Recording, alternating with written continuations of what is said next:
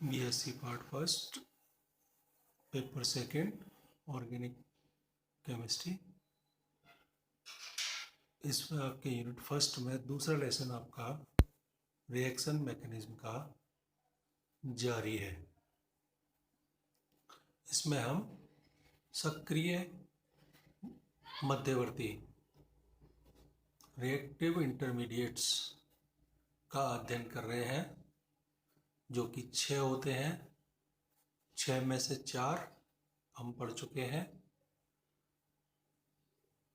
Carbocation, कार्बोएनायन, free radical और आपके कार्बिन। 2 शेष हैं, जिनमें से 5वां है आज नाइट्रीन। ये आपके कार्बिन से मिलता जुलता है।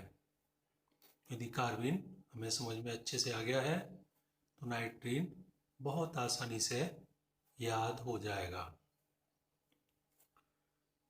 जिस तरह से कार्बिन उदासीन स्पीशीज थी, उसी तरह से नाइट्रीन भी न्यूट्रल स्पीशीज है। कार्बिन में एक अनशेयर्ड इलेक्ट्रॉन पेयर था, असहभाजित इलेक्ट्रॉन युग्म था। नाइट्रीन में 2 अनशेयर्ड इलेक्ट्रॉन पेयर पाए जाते हैं। यहाँ कार्बिन की तरह नाइट्रीन भी एक उदासीन सक्रिय मध्यवर्ती है। It is also a neutral active intermediate in which nitrogen के वैलेंसी शेल में 6 इलेक्ट्रॉन्स पाए जाते हैं। यानी ये इनकम्प्लीट ऑक्टेट का ही एग्जाम्पल है कार्बिन की तरह। इन 6 इलेक्ट्रॉन्स में से नाइट्रोजन एटम एक कोवलेंट बॉन्ड से जुड़ा होता है। नाइट्रीन स्पीशीज को एजीन या एमीन्स या इमिडाजो जीन भी कहते हैं। जो सरलतम सिंपलेस्ट नाइट्रीन है वो है H covalent bond and having 4 electrons. It means 2 unshared pair of electrons. इसके डेरिवेटिव भी नाइट्रीन कहलाते हैं। जैसे एग्जाम्पल है C2H5N ethyl nitrene, CH3CO and acetyl nitrene. Carbene में 2 तरह के थे, सिंगलेट और ट्रिपलेट। उसी तरह से नाइट्रीन भी 2 तरह के हैं। सिंगलेट नाइट्रीन में जो आपके 4 नॉन बॉन्डिंग इलेक्ट्रॉन पेयर हैं वो 2 पेयर में पाए जाते हैं। नाइट्रोजन एटम का हाइब्रिडाइजेशन sp2 होता है। ये sp2 हाइब्रिड एक के साथ ये कोवलेंट बॉन्ड बन जाने के बाद जो 2 रिमेनिंग sp2 हाइब्रिड ऑर्बिटल हैं, दोनों में पेयर 2-2 इलेक्ट्रॉन्स पाए जाते हैं। जब ये इलेक्ट्रॉन्स एक ही हाइब्रिड ऑर्बिटल में होंगे, एक दूसरे को रिपेल करेंगे, यानी सिंगलेट नाइट्रीन आपके कैसी होगी? अनस्टेबल, ज़्यादा एनर्जी की। ट्रिपलेट में आपकी हाइब्रिडाइजेशन कैसा होता है? sp hybridisation. sp हाइब्रिडाइजेशन में क्या होगा कि आपके एक कोवलेंट बॉन्ड बन गया, एक हाइब्रिड ऑर्बिटल में लोन पेयर है, रिमेनिंग 2 अनहाइब्रिड, 2 असंकृत px और py और pz कक्षकों में एक अनपेयर्ड इलेक्ट्रॉन है। यानी ये इलेक्ट्रॉन अलग अलग हैं, इनमें रिपल्सन कम होगा। यानी ट्रिपलेट वाले नाइट्रीन सिंगलेट से मोर स्टेबल, लेस एनर्जी की है। मेथड्स ऑफ प्रिपरेशन, बनाने की विधियाँ। नंबर फर्स्ट, जो आपके यूवी रेज हैं, परावैंगनी किरणें, इनकी प्रेजेंस में हाइड्रोजोइक एसिड के डिकम्पोजिशन द्वारा नाइट्रीन, सिंपलेस्ट नाइट्रीन बनती है। Hydroxylic acid HN3 in presence of radiations gives N2 plus nitrene. Number second, in presence of mercury, mercury की उपस्थिति में एल्किल आइसोसाइनेट के फोटोलाइसिस द्वारा भी एल्किल नाइट्रेट बनती हैं. RnCO alkyl isocyanate in presence of mercury optical यानी HNu gives alkyl nitrene and removal of CO carbon monoxide. Third method है एसिड एजाइड के थर्मल डिकम्पोजिशन पर एसिल नाइट्रीन बनती है. RCON3 गर्म करेंगे, ताप देंगे, थर्मल डिकम्पोजिशन कराएंगे तो RCON acyl नाइट्रीन plus nitrogen. Reactions of नाइट्रीन की अभिक्रिया है. नंबर फर्स्ट है साइक्लो एडिशन, चक्रीय योग. जैसे वहाँ कार्बिन करती थी चक्रीय योग एल्किनो से, साइक्लोप्रोपेन डेरिवेटिव बन जाते थे. यहाँ विषम चक्रीय योग एक हेट्रोसाइक्लिक कंपाउंड 3 मेंबर बन जाते हैं. R2C double bond Cr2 plus Rn gives 3 membered heterocyclic compound. Number second insertion, समावेशन, अंतर्निवेश. जैसे वहाँ CH सिग्मा बॉन्ड में कार्बिन ऐड हो जाती थी, हायर एल्केन बन जाते थे, उसी तरह से यहाँ भी आपके R3C बॉन्ड H यहाँ ये आपके ऐड होके क्या बन जाएगा RCONH Cr3. Insertion. Number third rearrangement, ये आपके कार्बिन में नहीं था, यहाँ है, ये इसमें RCH2N H आपके इधर से इधर रीअरेंज हो गया, RCH double bond NH. Number 4 है एब्स्ट्रैक्शन, अपाहरण. Rn plus HR gives RNH plus R free radical. Number 5वां है डाइमराइजेशन, द्विलकीकरण. दो अणु जुड़ के मिलके बड़ा अणु बनाए, द्विलक डाइमर बनाए, तो वो आपके डाइमराइजेशन.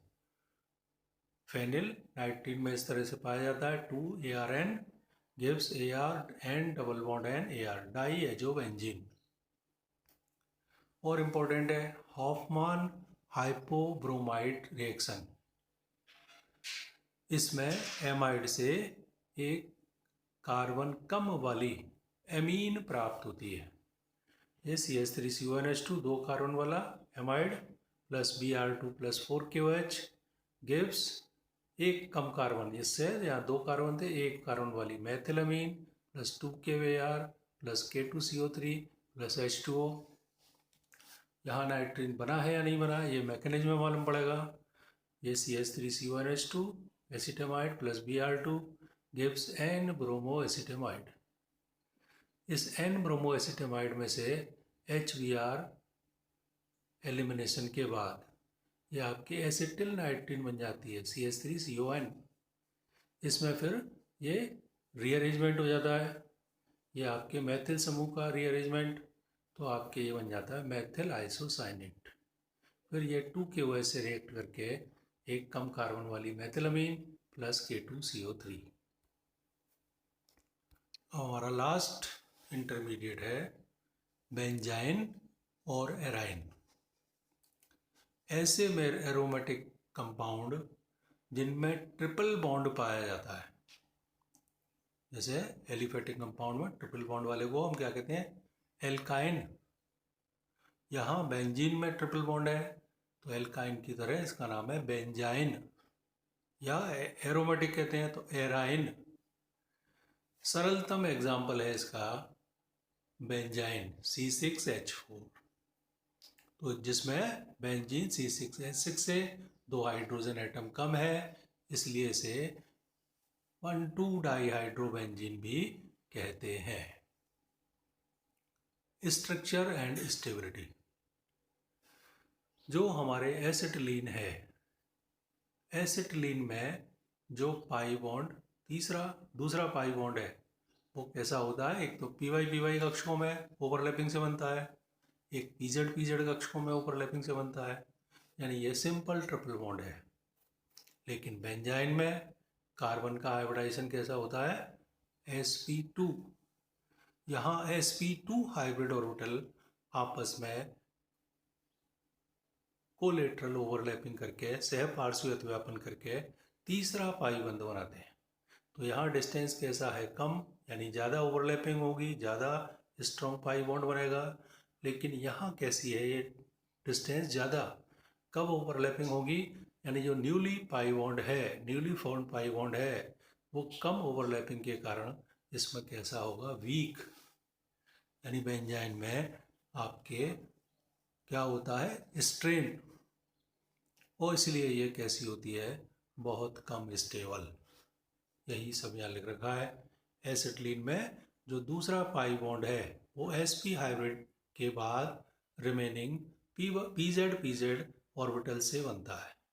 लेकिन बेंजाइन में sp2 हाइब्रिड ऑर्बिटल्स में शेष इलेक्ट्रॉन के द्वारा बनता है, अर्थात एल्काइन में पाई बंध p कक्षकों के अतिव्यापन से बनता है। लेकिन बेंजाइन में नया पाई बंध sp2 हाइब्रिड के समपार्श्वीय से कोलेटरल अतिव्यापन से ओवरलैपिंग से बनता है। यह ओवरलैपिंग कम होती है जिसके कारण यह वीक होता है या तनावयुक्त स्ट्रेन्ड होता है, क्योंकि बेंजीन वलय की कैसी होती है? हेक्सागोनल ज्योमेट्री, षटकोणीय ज्यामिति के कारण एसिटिलीन के समान ये लीनियर सरल रेखीय रूप प्राप्त नहीं कर पाता। मेथड्स ऑफ प्रिपरेशन बनाने की विधियाँ बीएससी फर्स्ट ईयर में ही जब यूनिट 5 पढ़ेंगे तो वहाँ एरिल हैलाइड हैं। एरिल हैलाइड में जो आपकी मैकेनिज्म है एलिमिनेशन एडिशन, उसमें यह बेंजाइन बनता है मुख्य रूप से। तो वहाँ बहुत डिटेल में है, यहाँ भी जनरल रूप में है। हेलोबेंजीन की एलिमिनेशन एडिशन मैकेनिज्म से होने वाली न्यूक्लियोफिलिक सब्स्टिट्यूशन रिएक्शंस में जो इंटरमीडिएट है वो बेंजाइन बनता है। क्लोरोबेंजीन में रिएक्ट करता है सोडामाइड NaNH2 से इन NH3L लिक्विड अमोनिया सॉल्यूशन में, तो आपके ये बेंजाइन बन जाता है। नंबर 2, ऑर्थो डाई हेलोबेंजीन की लिथियम मरकरी अमलगम से क्रिया कराने पर भी यह बनता है।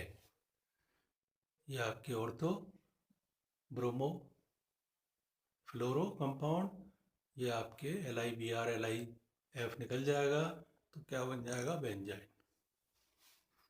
थर्ड बनाने की विधि है जो डाई एजोटाइज्ड एंथ्रेनिलिक एसिड है उसको हम बेंजीन सॉल्यूशन में हीट करें तो बेंजाइन बनता है। यह आपके एंथ्रेनिलिक एसिड डाईएजोटाइजेशन NH2 समूह को N2Cl में बदलना है, तो डाईएजोटाइजेशन के लिए है NaNO2 + HCl। यह आपके N2 diazonium डाईएजोटाइज्ड anthranilic acid heat करा in presence of benzene, CO2 निकल गई, N2 निकल गई, गिव्स आपके बेंजाइन। इसकी रिएक्शंस, फर्स्ट है डाइमराइजेशन, द्विलकीकरण। 2 बेंजाइन आपस में जुड़ के बाइफेनिलीन बना देते हैं। Number 2, addition of nucleophile. Nucleophile इसमें जुड़ जाता है। ये हम लिक्विड अमोनिया से क्रिया कराएं तो बेंजाइन, और फिर इसमें H2O यहाँ OH- का ऐड होके ये फिनोल बन जाता है। लास्ट रिएक्शन है डील्स-एल्डर रिएक्शन। ये भी हम यूनिट 3 में खूब डिटेल में पढ़ेंगे। डील्स-एल्डर रिएक्शन ये आपके कॉन्जुगेटेड डाइईन्स की टिपिकल प्रारूपिक अभिक्रिया है। Benzyne plus furan gives addition product. तो इस तरह से हमारे ये 6 रिएक्टिव इंटरमीडिएट्स हैं जो डिफरेंट ऑर्गेनिक रिएक्शंस में बनते हैं। इनकी सहायता से हम बनने वाले प्रोडक्ट और बहुत सारी जानकारियाँ प्राप्त कर लेते हैं। अब हमारा अगला टॉपिक है intermediate and other ionic species पर फॉर्मल चार्ज, औपचारिक या नियमनिष्ठ आवेश को प्रदर्शित करना। Assigning formal charge on intermediates and other ionic species. किसी मॉलिक्यूल में एटम्स का फॉर्मल चार्ज Fc के रूप में हमने शॉर्ट में चलेंगे, उनके मध्य इन बिटवीन उपस्थित प्रत्येक बॉन्डेड इलेक्ट्रॉन पेयर का समभाजन, इक्वल डिस्ट्रीब्यूशन करने पर प्राप्त होता है। अणु का प्रत्येक परमाणु कुछ इलेक्ट्रॉन क्लाउड द्वारा घिरा होता है, सराउंडेड होता है। जब अणुओं में अतिरिक्त इलेक्ट्रॉन जुड़ता है, एक्स्ट्रा इलेक्ट्रॉन ऐड होता है, तो ऋणावेश और निकल जाने पर आंशिक धनावेश आ जाता है। इस आवेश को ही, इस चार्ज को ही फॉर्मल चार्ज Fc कहते हैं। किसी अणु या आयन के समस्त परमाणुओं के फॉर्मल चार्ज का योग, एडिशन, उस अणु या आयन पर उपस्थित कुल आवेश के बराबर होता है। ये सारी डेफिनेशंस हैं। किसी एटम के फॉर्मल चार्ज को निम्न सूत्र से ज्ञात करते हैं। ये फॉर्मल चार्ज निकालने का फॉर्मूला है और एग्जाम में ये आधे नंबर का क्वेश्चन इस तरह से आ जाता है। Formal charge equal to atom के वैलेंसी शेल में उपस्थित प्रेजेंट इलेक्ट्रॉन्स की संख्या माइनस नॉन बॉन्डिंग अवंधी इलेक्ट्रॉनों की संख्या प्लस कोवलेंट बॉन्डों की संख्या। जैसे NH4 पे निकालें हम, तो यहाँ H का फॉर्मल चार्ज निकालना है, तो H के परमाणु, H एटम के वैलेंसी सेल में एक इलेक्ट्रॉन होता है। इस H पे एक इलेक्ट्रॉन के बाद ये आपके कोई भी लोन पेयर नहीं बचता, यानी जीरो। कोवलेंट बॉन्ड H कितने बनाता है? एक, यानी +1, 1 माइनस 0 + 1 इक्वल टू 0। NH4 में H का जो फॉर्मल चार्ज है वो 0 होता है।